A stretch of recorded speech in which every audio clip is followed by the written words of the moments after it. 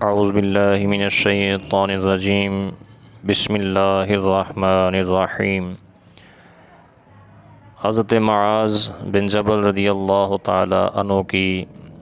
مدینہ سے روانگی اور اللہ کے نبی صلی اللہ علیہ وسلم کی آنکھوں میں آنسوؤں کا آنا۔ ضرور توجہ کے ساتھ سنیے گا۔ جب اہل یمن نے حضور صلی اللہ علیہ وسلم سے درخواست کی کہ ہمارے ساتھ آپ ایک ایسا آدمی بھیج دیجئے جو صرف امیر ہی نہ ہو بلکہ معلم بھی ہو، تو اس موقع پر آپ صلی اللہ علیہ وسلم کی نظر مبارک معاذ بن جبل رضی اللہ تعالی عنہ پر پڑی۔ چنانچہ آپ نے ان کو اشارہ کر کے بلایا اور کہا کہ اے معاذ، تم یمن چلے جاؤ،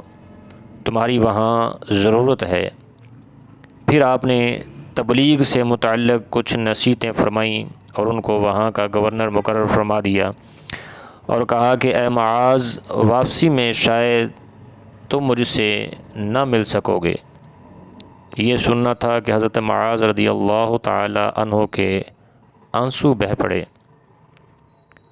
آنسوؤں کی قطار لگ گئی۔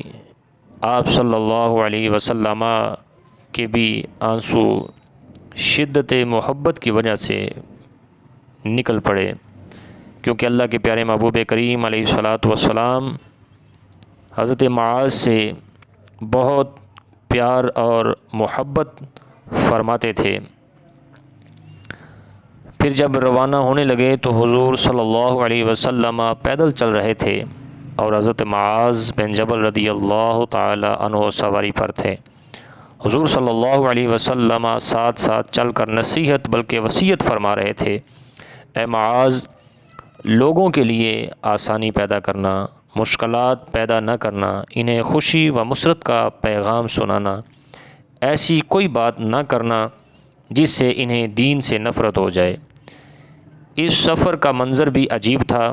کہ محبوب پیدل چل رہے تھے اور محب سوار۔ جی ہاں، حضور صلی اللہ علیہ وسلم پیدل تھے اور معاذ بن جبل رضی اللہ تعالی عنہ گھوڑے پر سوار تھے۔ اس وقت سرکار دو عالم صلی اللہ علیہ وسلم کتنے خوش تھے، اس کا اندازہ اس سے لگایا جا سکتا ہے کہ جب حضرت معاذ رضی اللہ تعالی عنہ نے عرض کیا کہ اگر مجھے فیصلہ کرنے کے لیے قرآن و سنت میں کوئی چیز نہ ملے تو اپنی رائے سے اجتہاد کروں گا، حضور صلی اللہ علیہ وسلم کو اس جواب سے اتنی خوشی ہوئی تھی کہ آپ صلی اللہ علیہ وسلم نے فرمایا، اللہ تعالیٰ کا شکر ہے کہ اس نے اللہ کے رسول صلی اللہ علیہ وسلم کے فرستادہ کو اس چیز کی توفیق دی جس سے اللہ کا رسول راضی ہے۔ پھر اس وقت وہ حالت بھی عجیب تھی کہ جب حضور صلی اللہ علیہ وسلم نے حضرت معاذ بن جبل رضی اللہ تعالیٰ عنہ سے فرمایا، اے معاذ، ہو سکتا ہے آج کے بعد تم مجھ سے پھر نہ مل سکو، شاید واپسی میں تمہارا گزر میری مسجد اور قبر کے پاس ہی سے ہوگا۔ اللہ کے محبوب پہلے سے جانتے تھے کہ میری موت کا وقت قریب آنے والا ہے، میرے جانے کا وقت قریب آنے والا ہے، اور اس لیے حضرت معاذ کو اللہ کے محبوب سب کچھ بتا رہے تھے۔ جو کہتے ہیں کہ اللہ کے نبی کو دیوار کے پیچھے کا علم نہیں، انہیں اس حدیث سے عبرت حاصل کرنی چاہیے کہ اللہ کے محبوب پہلے ہی سب کچھ بتا رہے ہیں۔ یہ سننا تھا حضرت معاذ کا